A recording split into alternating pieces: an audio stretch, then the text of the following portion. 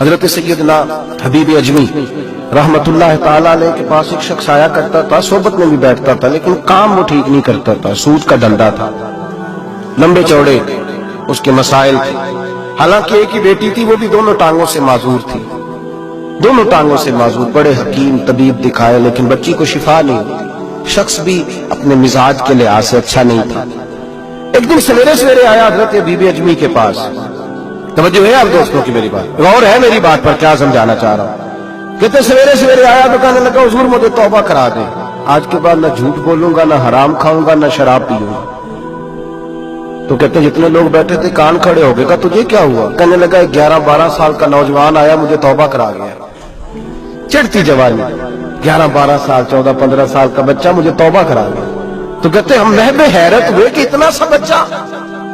تو کہتے ہیں کسی نیک باپ کا بیٹا تھا، کسی پرہیزگار ماں کا بیٹا تھا، گھر میں تربیت ہوئی۔ اتنے بچے تو خانقاہ بھی نہیں جاتے، اتنے سے بچے تھوڑی کسی ادارے کے فارغ التحصیل ہوتے ہیں، کس مدرسے سے پڑھے ہوتے ہیں؟ کہتے چھوٹی سی عمر۔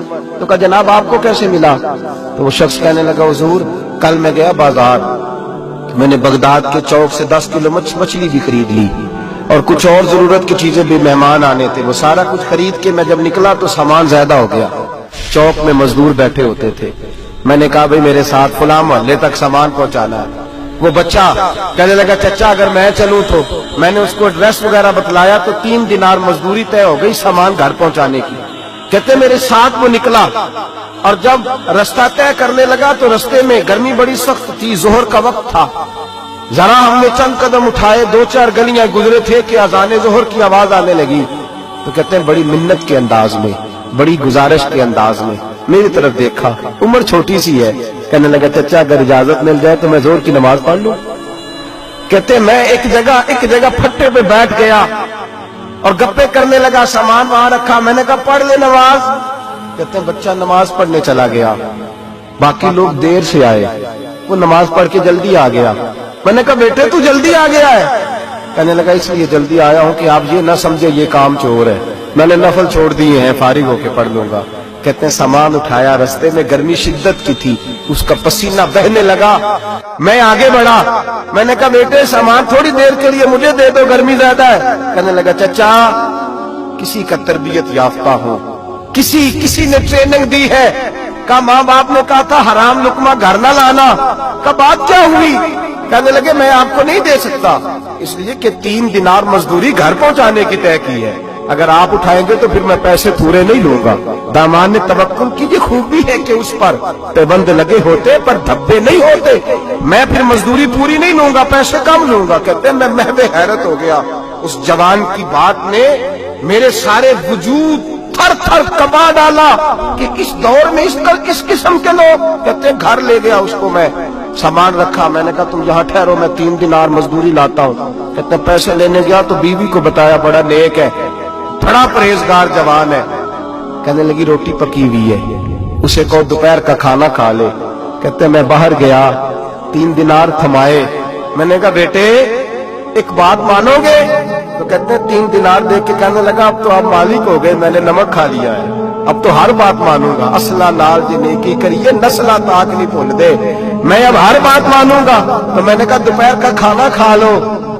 کہتے ہیں اس کی گردن جھک گئی اور بڑے دھیمے لہجے میں کہنے لگا میں نہیں کھا سکتا، میں نے روزہ رکھا ہوا ہے، روزہ رکھا ہوا ہے، نفلی روزہ رکھا ہوا ہے۔ کہتے ہیں میں اور پریشان ہوا، میں نے فوری طور پہ سوال کیا کہ اب تو کدھر جائے گا؟ تو کہنے لگا اب میں کہیں نہیں جاؤں گا، میرے ایک دن کا خرچہ میرے ماں باپ نے جو ڈیوٹی لگائی ہے وہ 3 دینار ہے، پورا ہو گیا ہے، اب میں باقی جو وقت بچے گا یا قرآن پاک کی تلاوت کروں گا یا محمد عربی پہ درود و سلام پڑھوں گا، میں اب کوئی اور کام نہیں کروں گا۔ شخص کہنے لگا کہ میں نے کہا افطاری کر لینا، کہنے لگا مجھے مسجد بتا دو، میں جا کے اللہ اللہ کرتا ہوں، مجھے شام کو لے آنا۔ افطاری ہمارے ساتھ اس کی طے ہو گئی، مسجد چلا گیا، مغرب بعد لینے گیا تو کہنے لگا عشاء کے بعد آنا، اب تو میں نے پانی سے افطار کر لیا، کھانا کھانے جاؤں گا تو جماعت رہ جائے گی۔ کہتے ہیں عشاء کے بعد میں لایا، اس کو کھانا کھلایا، رات گہری ہو گئی تو میں نے کہا تو سو نہیں جاتا؟ کہنے لگا کوئی عرض نہیں، کبھی دور مزدوری کرنے نکل جاؤں تو رہ بھی جاتا ہوں، گھر والوں کو پتا ہے۔ کہتے میں نے مسافر خانہ کھولا، یوں سمجھیے ڈرائنگ روم بیٹھک میں نے کھولی، اس کو سلا دیا، میں اور میری بیوی اپنی معذور بیٹی کو روٹی دینے گئے اور ہم نے جا کے اس کو کھانا کھلایا جو ٹانگوں سے معذور تھی، اور ساتھ کہا کہ بیٹی آج بڑا پرہیزگار جوان ہمارا مہمان ہے، آج چڑھتی جوانی اور تقوی کی روشنی اس کے چہرے سے چمکتی ہے، کیا بات ہے، بڑے ہی اچھے گھرانے کا تربیت یافتہ ہے۔ کہتے ہیں بچی کو کھانا کھلا کے لوٹے، اپنے کمرے میں سو گئے، بیٹی اپنے کمرے میں لیٹ گئی، ترس گئے تھے کہ بیٹی قدموں پہ چلے۔ تہجد کا وقت ہوا تو دروازے پہ دستک ہوئی، بڑی بے چینی کے ساتھ اٹھے میاں بیوی، کون ہے؟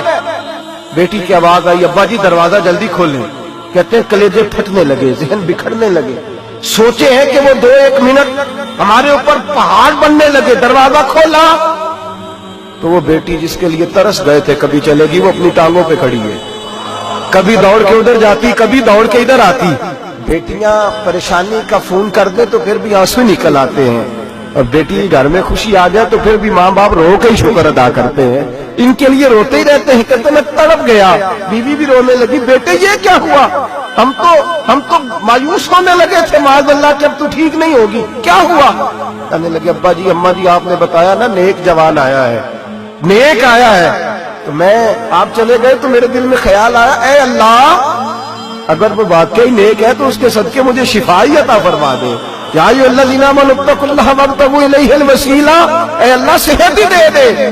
کہتے ابھی میری دعا بھی پوری نہیں ہوئی کہ میرا وجود حرکت کرنے لگا، اور یہ دیکھو میں اٹھ کے کھڑا ہو گئی ہوں۔ کہتے ہم لوگوں نے یہ دیکھا تو بھاگے اس کے کمرے کی جانب، جب دروازے پہ ہاتھ رکھا تو دروازہ کھل گیا، آگے گئے تو پلنگ خالی تھا، ایک رکا چھوڑ گیا ہے۔ کہنے لگا مجھے پتا ہے میری حقیقت کھل گئی ہے، میں نے یہ کرامت کوئی کمپنی کی مشہوری کے لیے نہیں دکھائی کہ لوگ میرے پیچھے بھاگنے لگے، مرید ہونے لگے، طواف کرنے لگے، میں تو اللہ کا بندہ ہوں۔